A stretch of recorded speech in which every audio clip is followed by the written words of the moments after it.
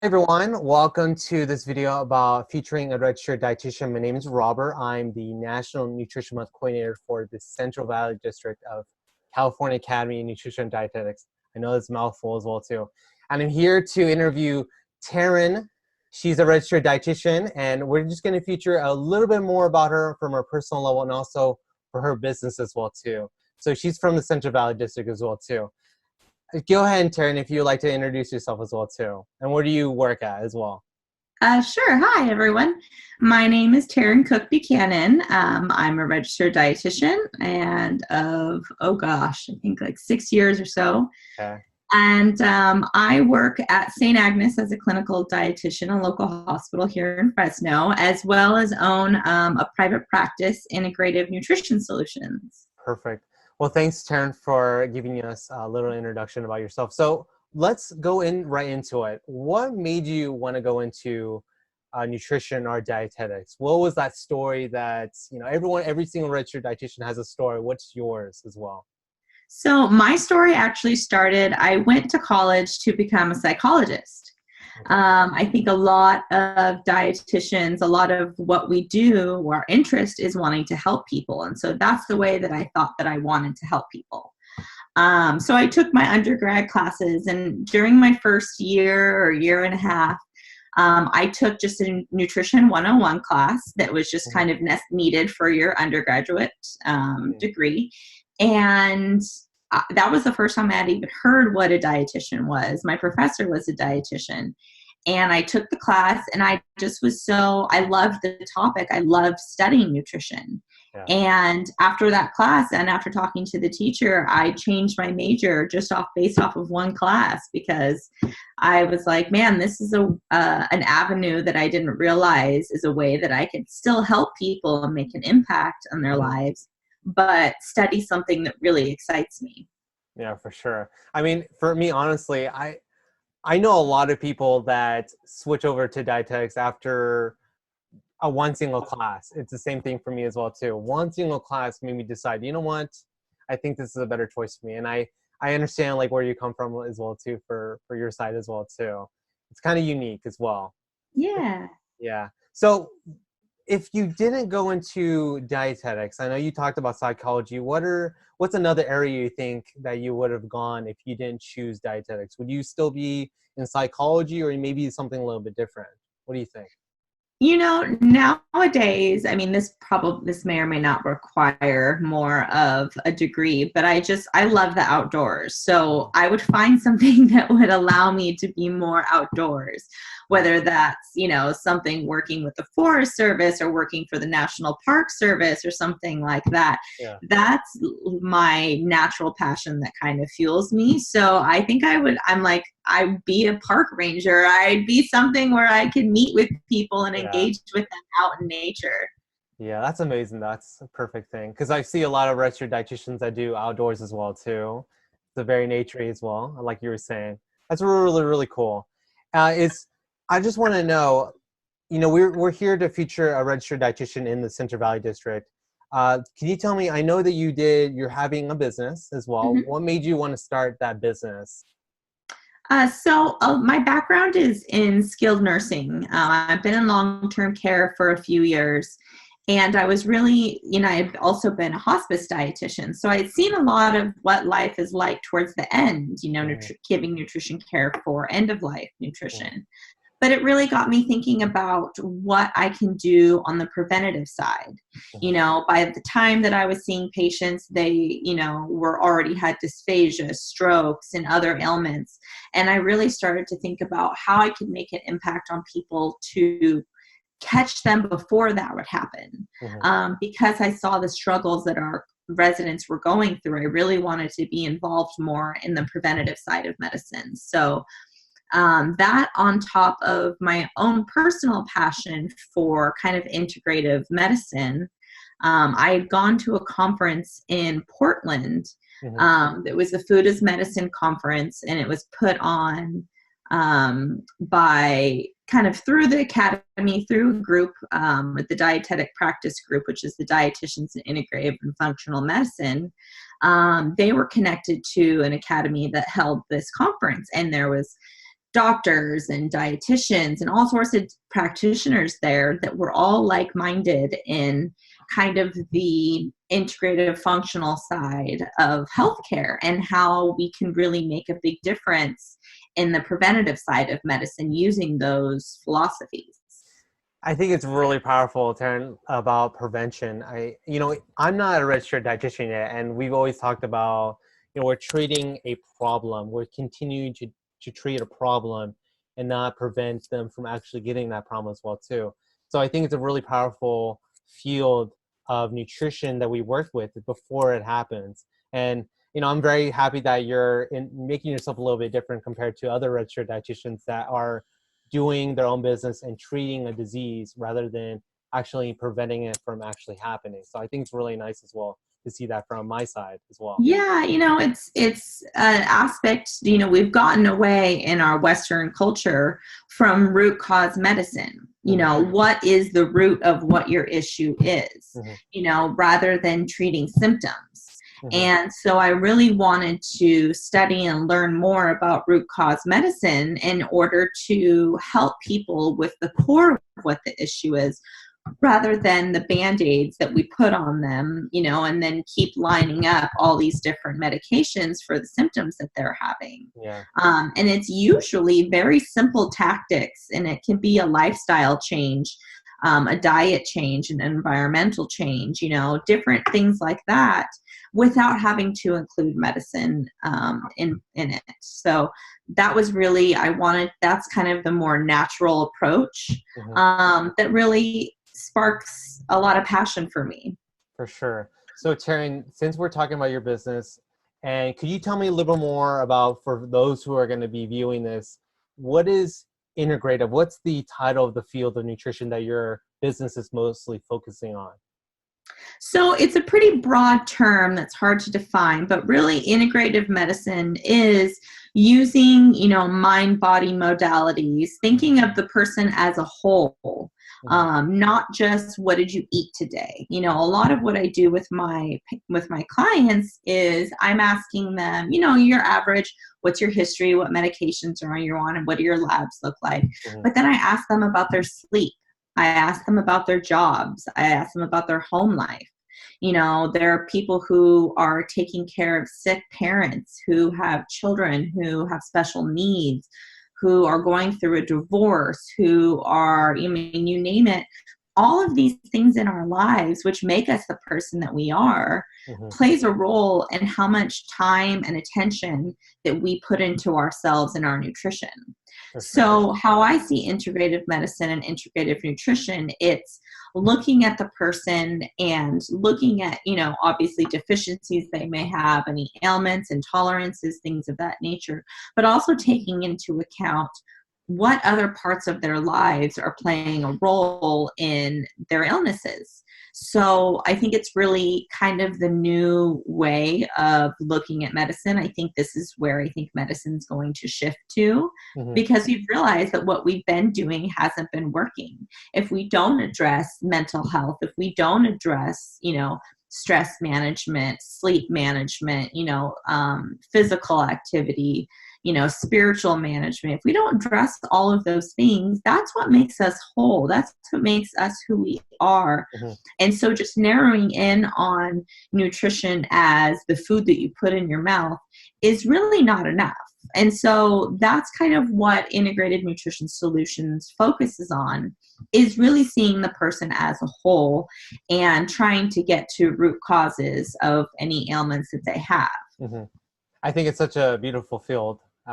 Even, I'm still open to a lot of ideas for where I want to be as well too. And I also have a business as well, but it's still overdeveloping. And I do feel like this is a special field to focus the way we treat our patients, rather than just treating them like a patient.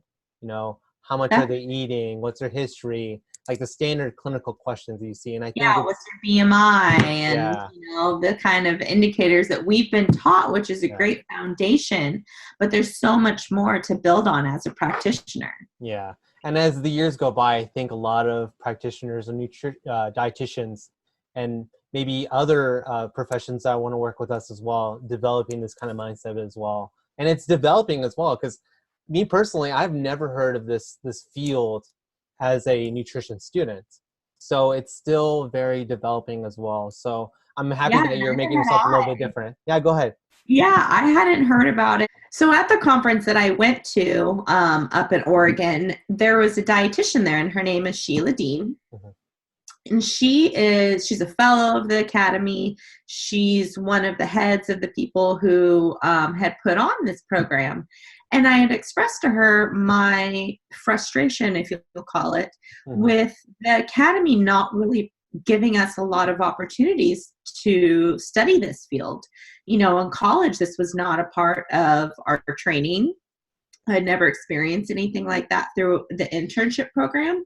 So I was like, hey, like, what is the academy doing? Do I just have to do this on my own?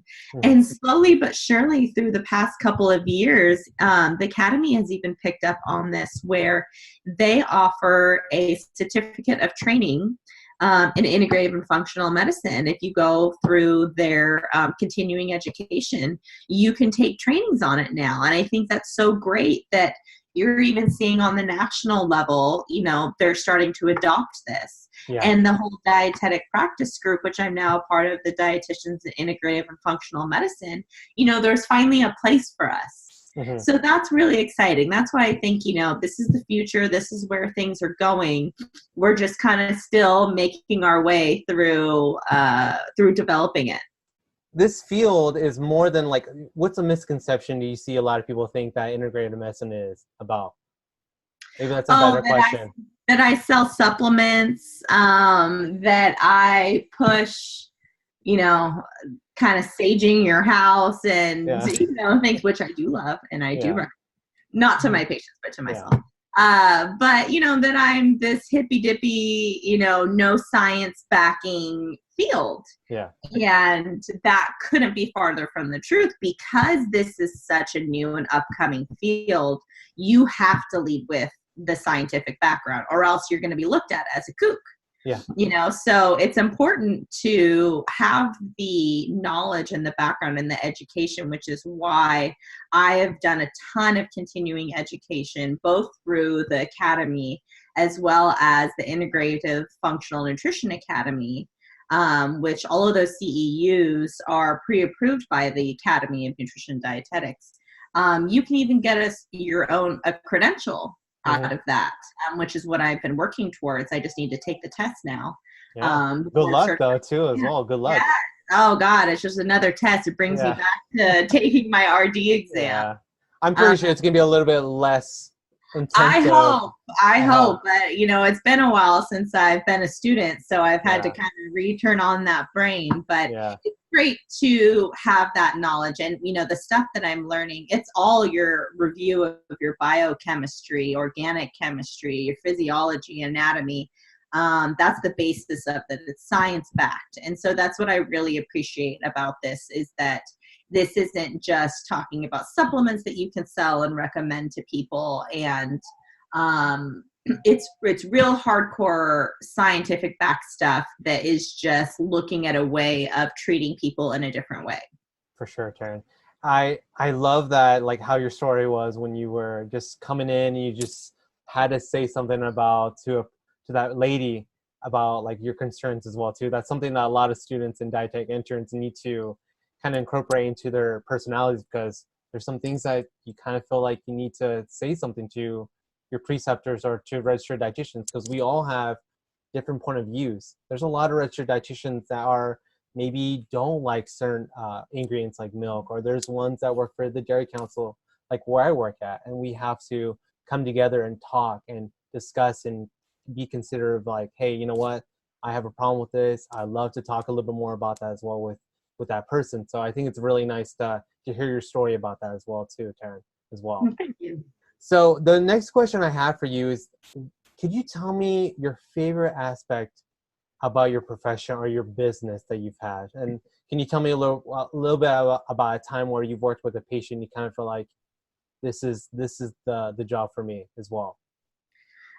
So one of the things that I've done with my business is I actually kind of partner with a naturopathic doctor. Mm-hmm. Now, again, that word can sound, you can make up all sorts of things with that, just like Sure. integrative nutrition. They're like, oh yeah, what's that? But no, she's an actual ND, just like an MD. Mm-hmm. Went to Bastyr University, did her residency, the whole thing. So she's a doctor. Mm-hmm. They just study different therapies to treat people in different labs and things of that nature. So I partnered with her, and through working with her and some of her patients, it has really brought me a whole different awareness of things like thyroid conditions. That's one of my favorite things to work with. That I didn't even realize was a thing before. We don't learn a whole lot about thyroid conditions, hypothyroidism, hyperthyroidism. Just very briefly, kind of in my own personal experience. So working with her and really getting a better idea of labs, besides just a TSH. I didn't realize that what these other labs could show you, and then in the pathways of how our body creates energy and our hormones, how that gets affected.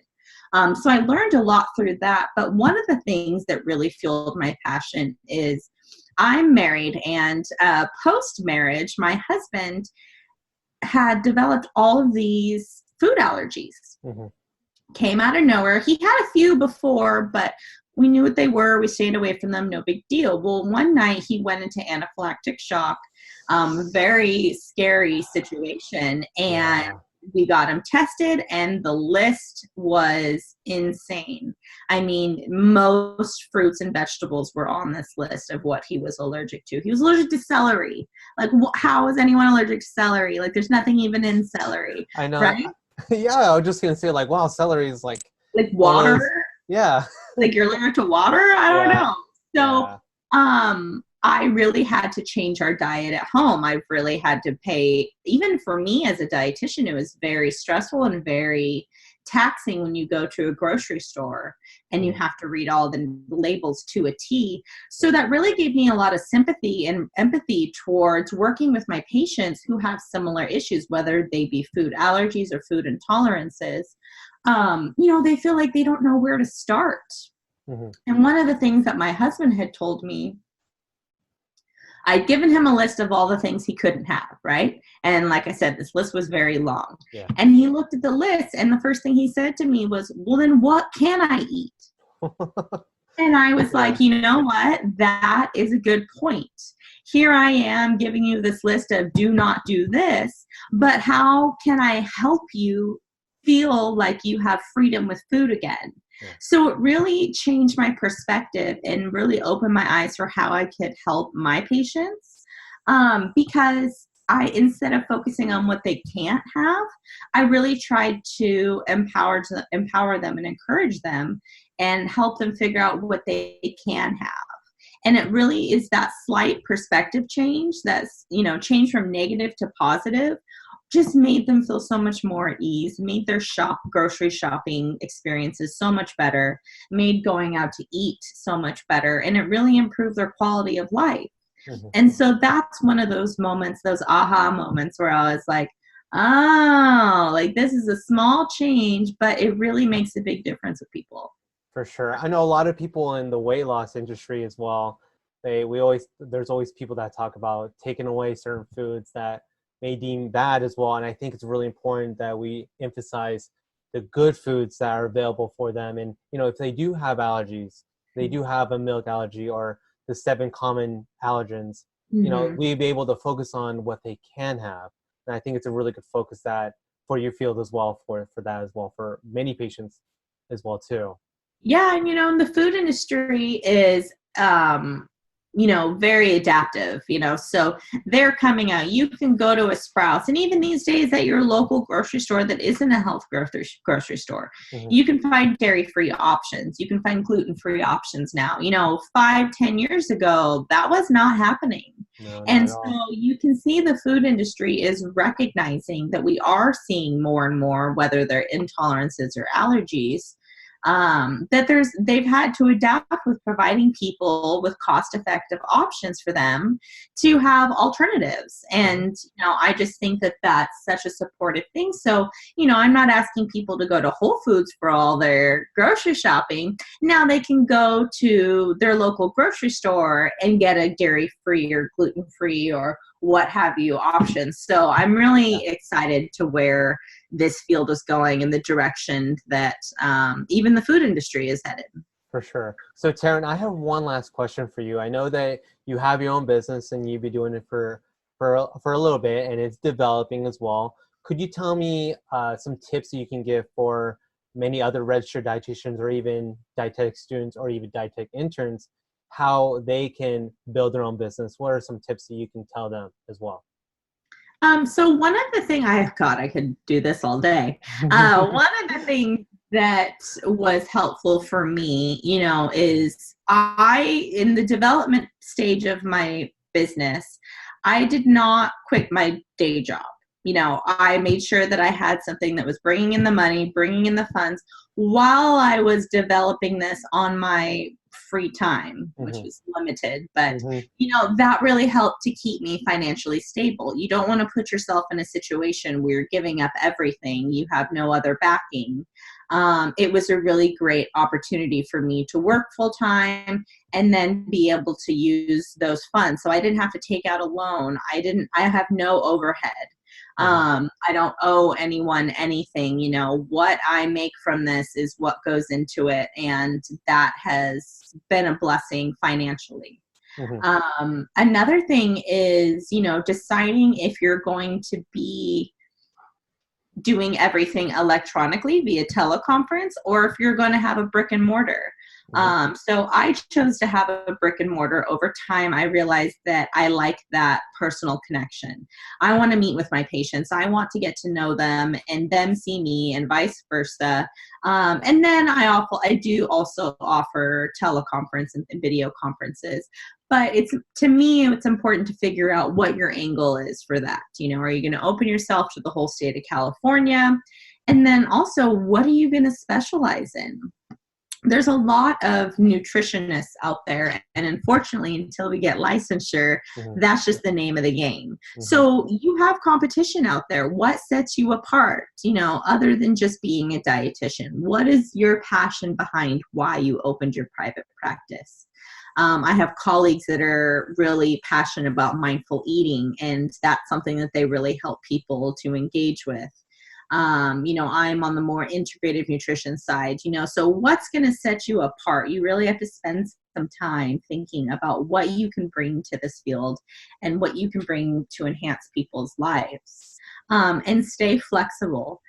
I have changed things so many times since day one, from where my brick and mortar was to what I named my company, to logos, to, my assessment forms are always changing. I'm adding new things, Be comfortable with change and embrace it, because it's important in business for you to roll with changes. And so if you're someone that has difficulty navigating change and feeling confident in your change, to really spend some time thinking about that, because markets and industries change all the time, and you need to just adapt and grow with it. That's the only way to survive. So sometimes and another thing is, don't try and be the dietitian for all. I think that's one of the biggest mistakes that people make, is that, they'll take any client for any reason, because, right, you just want clients and money. But if that's not your passion, if those aren't the clientele that you want to work with, it really shows. So when I get patients that, food issues and restrictions, and they're trying to figure out what they can and cannot do in terms of allergies and intolerances, or tons of women who are dealing with changes in their lives and premenopausal and thyroid conditions and post-baby, and how to get their body back in line.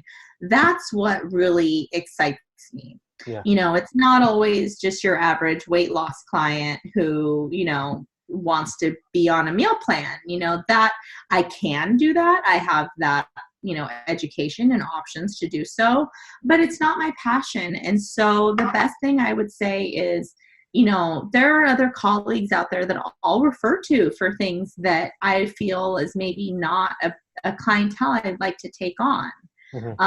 And so creating a network for yourself where you have that referral ability. And for me, I've been so fortunate that referrals have really been 95% of where I get my clientele from. Amazing. And so it's really important to be true to yourself. Because your reputation is on the line. I get referrals from doctors I don't even know of. And I'm like, I don't know how they know about me. That's amazing though. I don't know, but I'm happy with it. I'll take it. So just making sure that you stay true to yourself and what your passion is, and don't try and be the dietitian for everybody. Yeah. You have to pinpoint where you're focused on for nutrition as well too. Yeah. Like for example, a lot of people want to do weight loss, so they want to do diabetes. I mean, if they want to do that, for anyone who's watching this, make sure you focus on one thing like Teryn was saying about that as well too. So it's really, really important. Go ahead. Diabetes is not my passion. I've done plenty of education through my, previous work in long-term care and at the hospital and things of that nature. But if I feel like someone really could benefit from either a certified diabetes educator or someone who's going to be able to walk them through that, I might refer out. And it's not that I don't have a heart or, sympathy for these people. And maybe I'll take them on depending on if there's, comorbidities that they're dealing with. But if it's just straight diabetes education, and I don't think that that's really the direction that I want to spend my time on, because that's not my passion. And I have friends that are certified diabetes educators. And so I'd rather give it to an expert. Yeah. We don't have to be an expert in everything. That's what my job in the hospital is for. Yeah. I can refer and I can give out information that will better help and better support. And so it's important in terms of making yourself broad, but when it comes to a private practice, I personally feel like it's best to just stay true to what your desired clientele is. And sometimes saying no is really hard, especially in the beginning when you're starting your business. But there are ways to go about that. There are ways to refer. There are still ways to keep a positive relationship with someone without having to be their only source of education.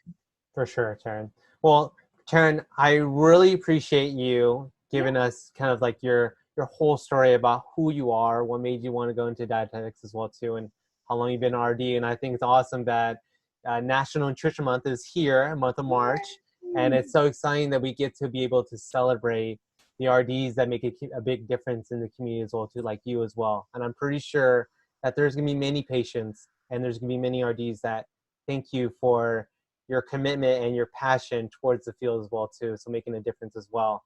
So this is why we made this video, is to make sure we highlight the real nutrition professionals in the Central Valley District. And hopefully this could be a great thing for us to build on, even for all the other districts that watch us as well too. So Teryn, is there anything you'd like to say before we close off the night for the National Nutrition Month, kind of the RD kind of spotlight for you?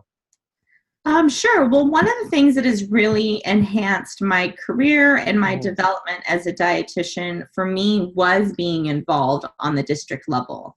I've been a part of the Central Valley District on the executive board for over 5 years now. I'm technically still on the board as immediate past president. Yeah.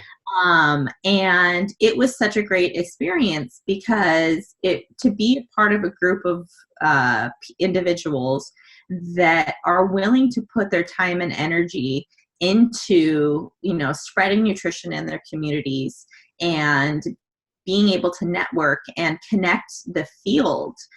Some people can really feel isolated based on where you live or where you work because you may not work with any other dietitians. Yeah. So being a part of the executive board for the Central Valley District has been a great opportunity for me, like I said, both personally, because I've been able to connect with dietitians who I really looked up to, Mm-hmm. who really taught me a lot and helped to guide me and speak into, you know, my development, as well as giving back. I've been able to connect with some younger dietitians that are up and coming that I see so much potential. And so it's really a great way to stay connected and see what the future has for dietetics and to continue to support that. So that has been such a huge aspect of my development and my career.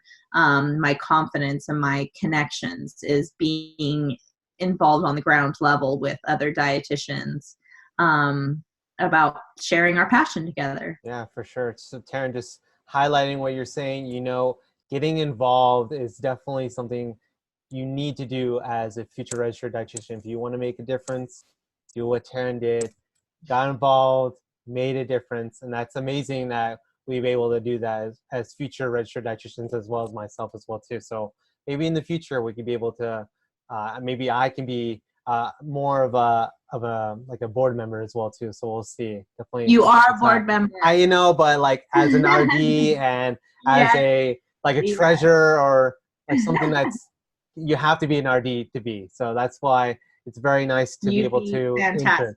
I hope so too. I hope so.